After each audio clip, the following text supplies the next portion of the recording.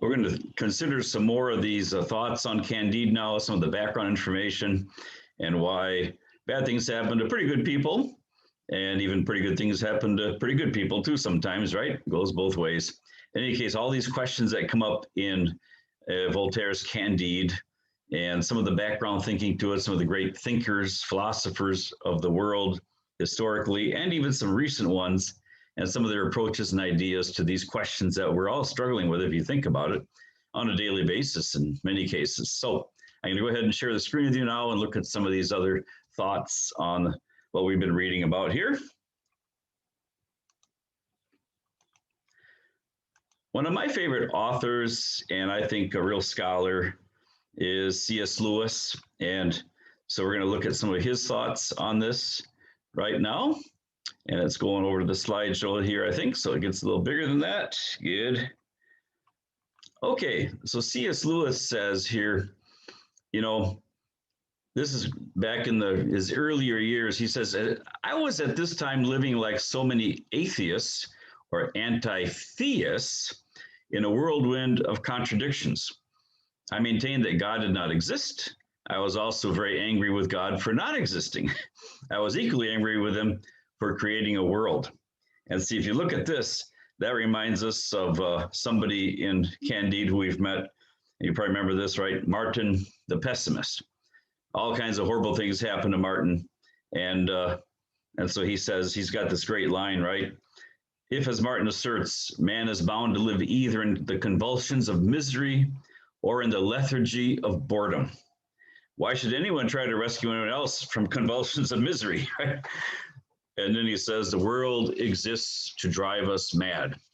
Now, Martin, technically in the book, is a Manichae.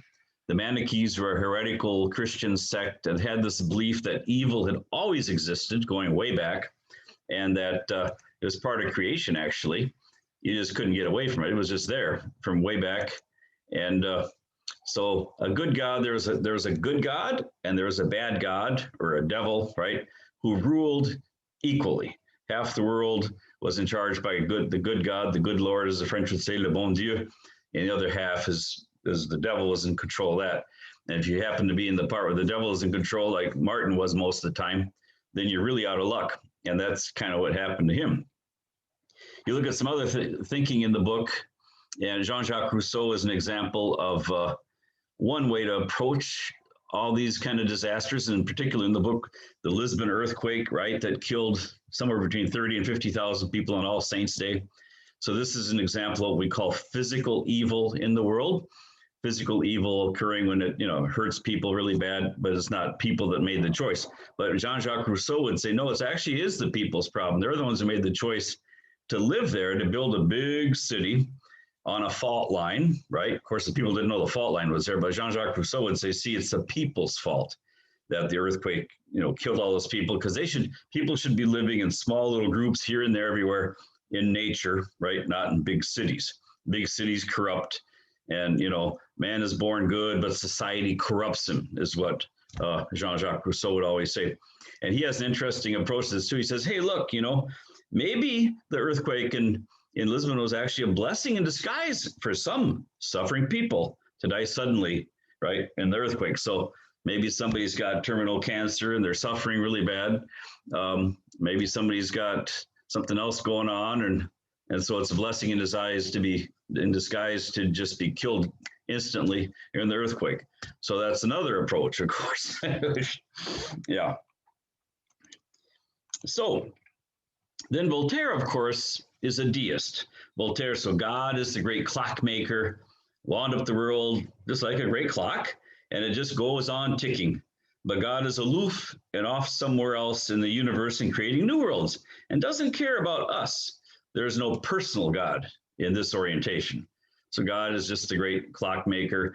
And a good example of that in Candide is when, forget who it is, but somebody's talking about, when the king sends his ships to Syria, like from Marseille to Syria to go get grain or something, he says, the king doesn't care about the rats living in the hold of the ship. There's a bunch of rats down there in the bottom of the boat. They're running around doing their thing. He doesn't care about those rats, but the rats have a pretty good place to live. They have a pretty good life, actually, but that's not the king's concern. And so, of course, the rats are metaphor for humanity. God isn't concerned with us, but we're in a pretty good, stable boat going along. So we should be happy with our fate, our destiny. So back to C.S. Lewis. When I was an atheist, my argument against God was that the universe seemed so cruel and unjust. But how had I got the idea of just and unjust? How do you know about that, right? Where'd that idea come from? A man, he always talks, like, it's kind of old-fashioned way of talking here, but a man does not call a line crooked unless he has some idea of a straight line, right? What was I comparing the universe with when I called it unjust? If the whole show was bad and senseless from A to Z, so to speak, why did I, who was supposed to be part of the show, find myself in such violent reaction against it? Thus, in the very act of trying to prove that God did not exist, in other words, that the whole of reality was senseless, I found I was forced to assume that one part of reality, namely my idea of justice, was full of sense. Consequently, atheism turns out to be too simple. That's quite a statement, huh? If the whole universe has no meaning, we should never have found out that it has no meaning. Now, I like to use this as an example of this is what we call, right, the other big thinker here in the book, big philosopher that Voltaire is attacking with his satire throughout Candide is Leibniz, right? Gottfried Wilhelm von Leibniz, right? A German philosopher who was a great thinker, by the way, and who, in my humble opinion, probably has the best approach of them all. In any case, it's certainly well thought out and everything. In any case, so what is this here? This looks like a big piece of wood with some holes, triangles carved in it. You can't make any sense out of this. Go to the next picture. There it is. This is a carved wooden, it's a portrayal of antelope in the Congolese forest. My parents bought this in Africa back in the 1950s, right? And you're looking at the front of it here, it makes a lot of sense. You have some antelope eating some kind of fruit there in a tree, and it makes sense. And so this is what Leibniz says, and philosophical optimism says, we human beings have a finite mind, so we cannot understand the infinite, right? So finite minds can't understand infinity. Therefore, we don't see the whole picture. We don't see the whole picture. We just see the backside of this whole creation mess as we see it. On the front side, though, it makes sense. And the picture, it's a good picture in the end. Ultimately, it's a good picture. Of course, we don't see that, but God sees the whole picture.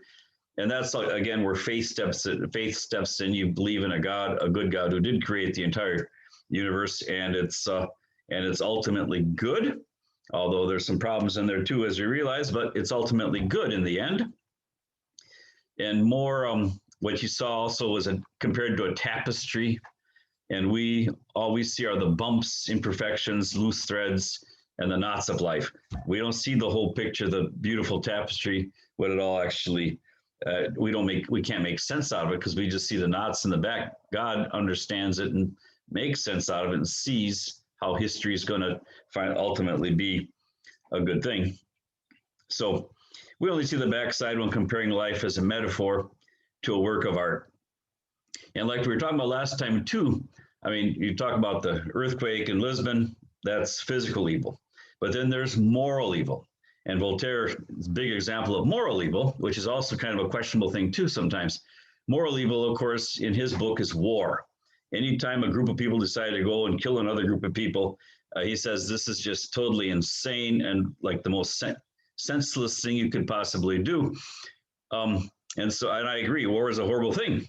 But my own father was in World War II and wounded in the Battle of the Bulge, went back to England, recuperated, and then was 3-4 months later was in the final assault in Berlin and in Germany. And so you say, well, that was war, that was moral evil. Yeah, it was a horrible thing to do. People died, a lot of people died, Germans died in this whole process too. But on the other hand, you had the supreme moral evil was Hitler, right? And the things Hitler was doing. And so St. Augustine would call this a just war. So there's two great evils. One evil is worse than the other one. So it takes evil to kill evil. So that's one way you can explain the moral evil of war sometimes is multiplied, but you need to actually take action and kill the worst evil. So, but all this in the world that is not a perfect world, obviously, but there are good choices and there are better choices. There are bad choices, but to go after moral evil is our job as human beings, right? We're called to do that. So that's a couple more approaches to understanding Candide and all the things that are going on here. Anyhow, we'll call it a day there for now.